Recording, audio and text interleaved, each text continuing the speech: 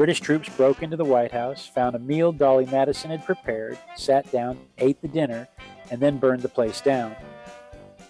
The White House was built starting in 1792. George Washington picked the location but never got to live in it. He died before it was finished. John and Abigail Adams were the first presidential couple to move in, and every president after them has lived there.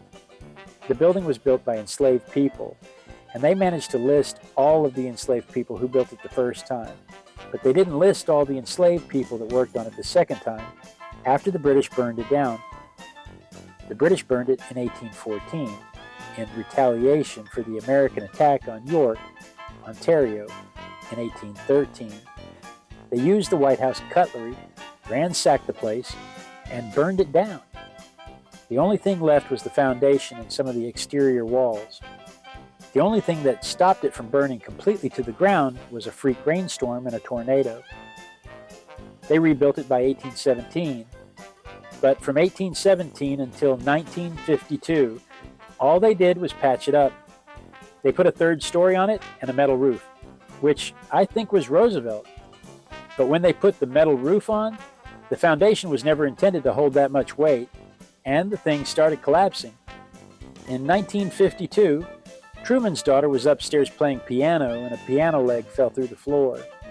I can only imagine how frightening that must have been, to think the whole building might just be collapsing underneath her.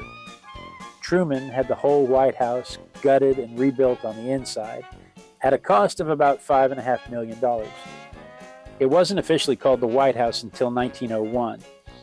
People were generally calling it that, but Teddy Roosevelt issued an executive order making it official. The building is 168 feet long, which is roughly about 6.5 orcas. It has 55,000 square feet of living space inside. That is a lot of space to dust. My house is 2,800 square feet, and I cannot imagine having to dust that much house. It is also the only head of state building open to the public, though you cannot just show up and walk in.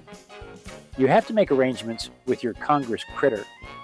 On the floor of the Great Hall, they have the dates of the major renovations marked right in there, and I wonder if they're going to add the date of the ballroom that is being constructed right now, if the judges allow them to finish it.